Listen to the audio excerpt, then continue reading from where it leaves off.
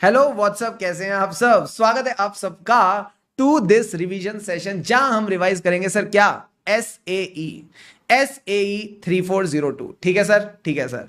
अब SAE 3402 किसकी बात करता है? ये बात करता है assurance report. This talks about the assurance report on the controls at service organisation. Sir ये कौन सी अश्योरेंस रिपोर्ट है? याद है हमने ऐसे 402 पढ़ा था। हाँ सर, वहां पे हम एक टाइप 1 या टाइप 2 रिपोर्ट लेते थे। Yes sir.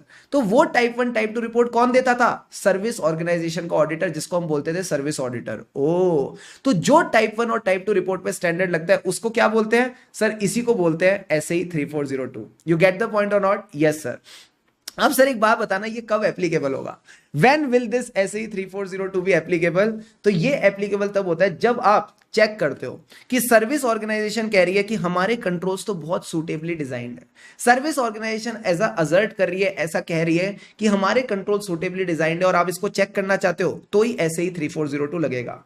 But if they want you to report only and only on the operating effectiveness of control, तो SAE 3402 नहीं लगेगा। ठीक है सर।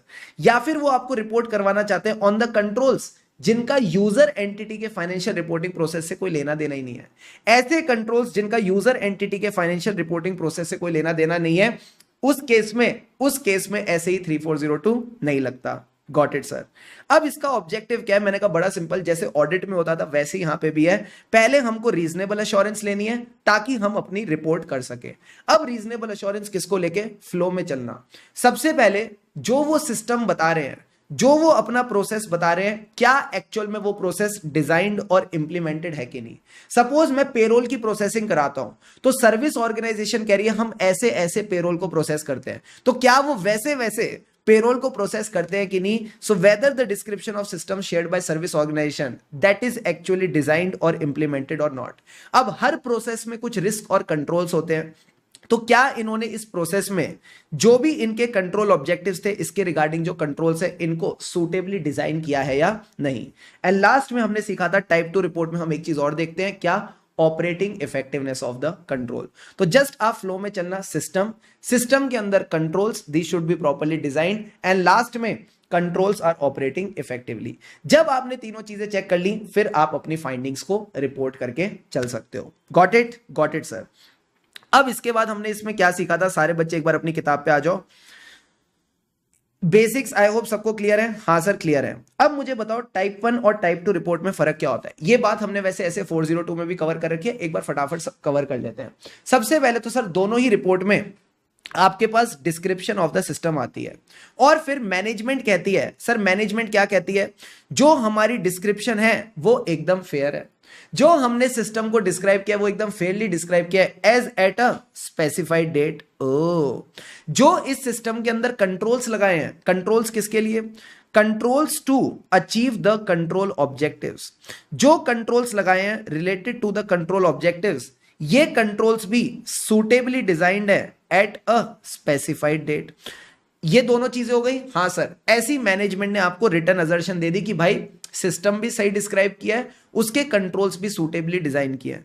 अब इसके ऊपर आप अपनी अश्योरेंस रिपोर्ट देते हो, give with a reasonable assurance कि क्या डिस्क्रिप्शन प्रॉपर है, क्या डिस्क्रिप्शन फेयरली डिस्क्राइब कर रही है सिस्टम को, और जो कंट्रोल्स है वो सूटेबली डिजाइंड है कि नहीं, इस पे आपने रीजनेबल अश्योरेंस दे दी। सर टाइप 2 रिपोर्ट में फर्क क्या होता है? मैंने कहा सेम ही है। यहां पे भी आपकी सबसे पहले डिस्क्रिप्शन ऑफ सिस्टम आएगी, फिर रिटर्न असर्शन आएगी। रिटर्न असर्शन किसको लेके? कि जो डिस्क्रिप्शन है वो एकदम फेयरली डिस्क्राइब कर रही है सर्विस ऑर्गेनाइजेशन के सिस्टम को। ठीक है सर, फेयरली प्रेजेंट कर रही है सर्विस ऑर्गेनाइजेशन के सिस्टम को। फिर जो कंट्रोल्स हैं अगेन ये यही बोलेगा, दे वर सूटेबली डिजाइंड। बस इसमें थोड़ा सा चेंज हो जाता है। क्या? यहां पे क्या था? Specified date. यहां पे हम वर्ड यूज करते हैं थ्रू आउट द पीरियड।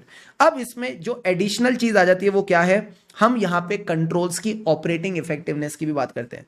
यानी जो कंट्रोल्स है related to control objectives stated in the description of system, they were operating effectively throughout the specified period. अब इसी के अंदर आपकी अश्योरेंस आ जाएगी, बट अश्योरेंस के साथ एडिशनल चीज क्या आएगी? जो आपने कंट्रोल्स की इफेक्टिवनेस को इवेल्युएट करने के लिए टेस्ट ऑफ कंट्रोल्स करे और उसके क्या रिजल्ट्स निकले, क्या कोई डेविएशन वगैरह मिली, this will be extra thing included in your report. तो मैंने यहां पे आपको समरी दे रखी है सर। क्या? जब भी आप बात करोगे टाइप 1 रिपोर्ट की, तो ये किसकी बात करती है? Description of the system, design of the control at a specified date. But जब मैं बात करता हूं टाइप 2 रिपोर्ट की, तो यह बात करता है description, design and operating effectiveness through out the period. Clear है बॉस? क्लियर है सर। अब इस एंगेजमेंट के साथ कैसे चलना है, एकदम छोटे छोटे बच्चों वाले पॉइंट दे रखे हैं। सबसे पहले बोलता है कि आपने एथिकल रिक्वायरमेंट से कंप्लाई करना है, इंडिपेंडेंट रहना है फ्रॉम द सर्विस ऑर्गेनाइजेशन। मैंने कहा वेरी गुड। उसके बाद क्या करना है, जो भी मैनेजमेंट होगी, टीसीडब्ल्यूजी है, उनसे डिस्कशंस वगैरह करके चलनी है, जैसे हर एंगेजमेंट में होता है। फिर एंगेजमेंट को एक्सेप्ट करने से पहले देख लेना क्या आप इस एंगेजमेंट को परफॉर्म कर पाओगे, क्या आपके अंदर कॉम्पिटेंस है, कैपेबिलिटी है। जिस क्राइटेरिया के बेसिस पे उन्होंने सिस्टम को डिस्क्राइब किया है, जिस क्राइटेरिया के बेसिस पे सिस्टम को डिस्क्राइब किया, क्या वो सूटेबल क्राइटेरिया है या नहीं। फिर ये क्या कहता है, जो है स्कोप उस पे लिमिटेशन नहीं होनी चाहिए, आपको प्रॉपर एविडेंस मिलना चाहिए ताकि जो एंगेजमेंट का ऑब्जेक्टिव है वो अचीव हो सके।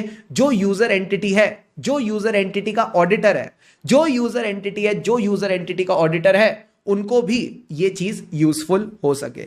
प्लस अगर there is a change in the scope of engagement, जैसा हम ऐसे 210 में पढ़ते हैं, तो इसके लिए भी रीजनेबल जस्टिफिकेशन होनी चाहिए। फिर हमारे दो छोटे पॉइंट्स आते हैं क्राइटेरिया और मटेरियलिटी को लेके।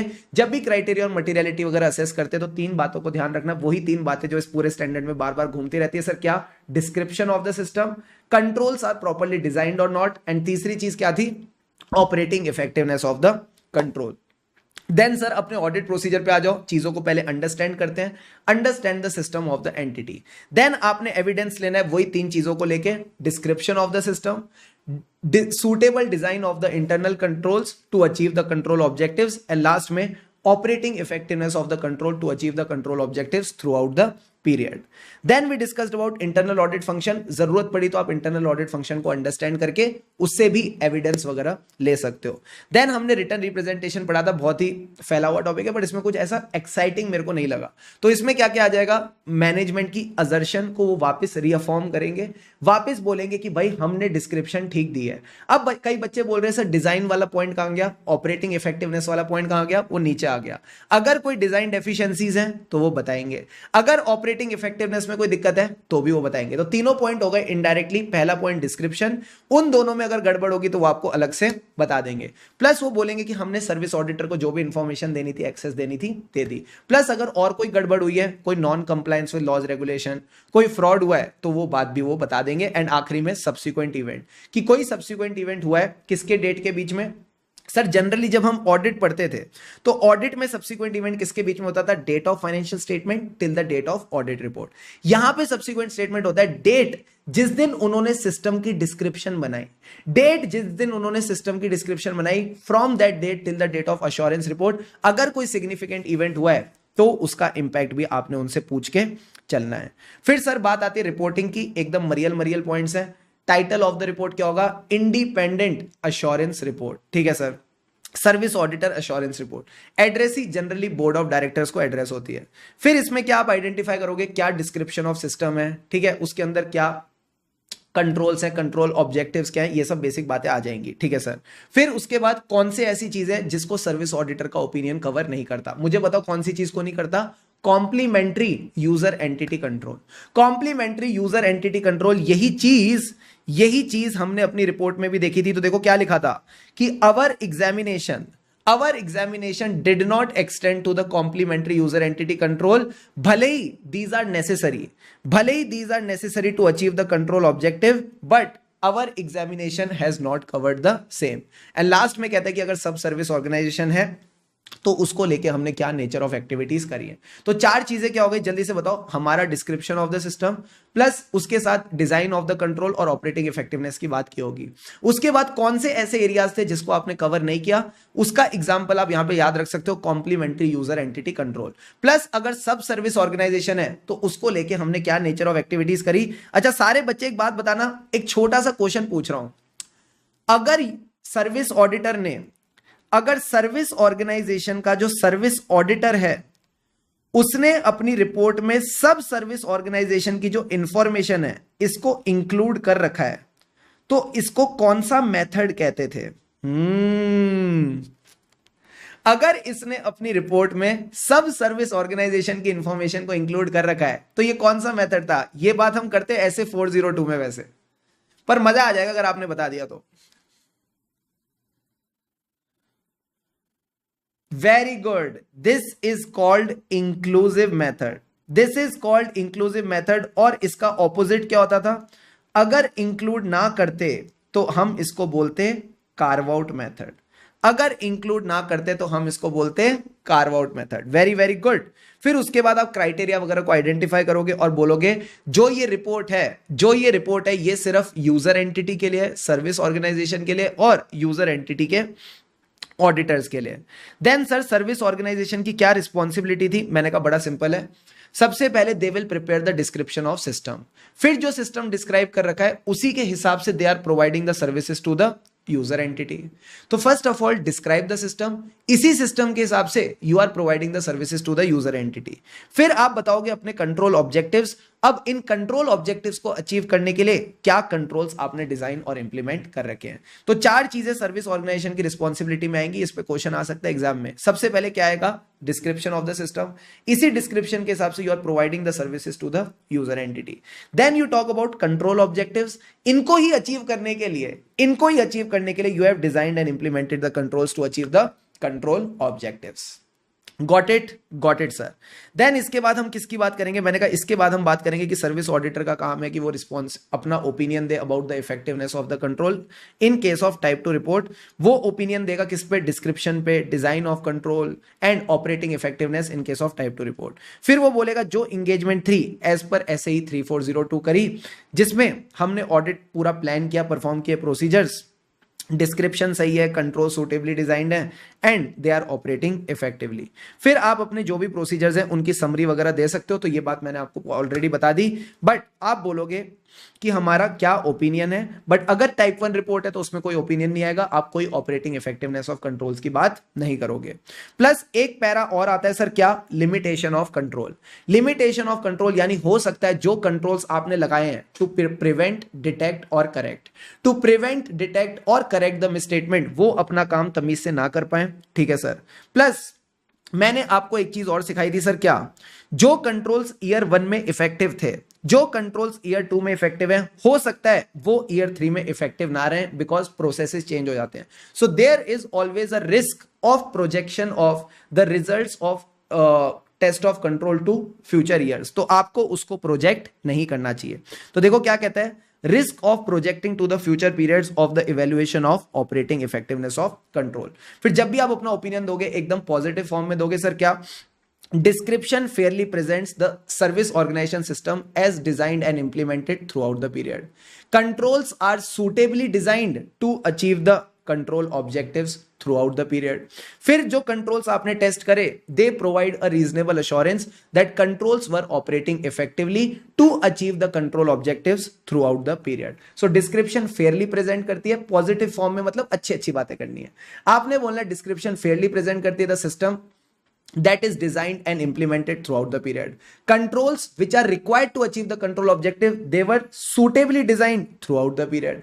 Then the controls that we have tested, they provide a reasonable assurance about their operating effectiveness throughout the period. इसी के ऊपर क्या क्वेश्चन था RTP में? यस सर, इसी के ऊपर क्वेश्चन था RTP में 2024। टाइप 1 रिपोर्ट में लास्ट वाला पॉइंट हट जाएगा, पहले दो पॉइंट की बात होगी डिस्क्रिप्शन की, कंट्रोल्स के डिजाइन की and through out the period की जगह वर्ड हो जाएगा स्पेसिफाइड डेट। देन तीन चीजें आएंगी, क्या? Date of report, place of signing and आखिरी में सिग्नेचर वगैरह आ जाएगा। क्लियर है? क्लियर है सर। हमने एक छोटा सा पॉइंट और डिस्कस किया था, क्या? Additional matters. क्या एडिशनल मैटर्स होने चाहिए टाइप 2 रिपोर्ट में? तो जब हमने टाइप 1 और टाइप 2 का डिफरेंस डिस्कस किया था तो मैंने कहा था टाइप 2 में एडिशनली आपने टेस्ट ऑफ कंट्रोल्स और उसके रिजल्ट्स को बारे में भी बताना है। तो इसमें आपने एक्स्ट्रा बात क्या बतानी थी? बड़ी सिंपल थी, you need to describe the test of control and results. इसमें आप क्या बताओगे? टेस्ट ऑफ कंट्रोल्स में क्या बताओगे? कौन से कंट्रोल्स को टेस्ट किया, कैसे टेस्ट किया, what were the nature of the test. Results का मतलब है क्या आपको कोई डेविएशंस मिली, number and nature of deviation. And आखिरी में आपको डेविएशंस बतानी है भले ही कंट्रोल ऑब्जेक्टिव अचीव हो गया हो। तो एडिशनली इसमें क्या आता है? कुछ नहीं आता, टेस्ट ऑफ कंट्रोल और उसके क्या रिजल्ट्स निकले, इसके लिए आप एक सेपरेट हेडिंग डालोगे। क्या सर ऐसा एक्चुअल में होता है? कम ऑन, क्या ऐसा एक्चुअल में होता है कि हमको टेस्ट ऑफ कंट्रोल और उसके रिजल्ट्स वगैरह के बारे में बताना होता है? बताना मित्रों, क्या ऐसा होता है, नहीं होता है? हाँ सर होता है। देखो सेपरेट हेडिंग आती है description of the test of controls and their results, भले ही इन्होंने सेक्शन 4 में डाला, बट क्या इन्होंने एक सेपरेट सेक्शन डाला? हाँ सर डाला।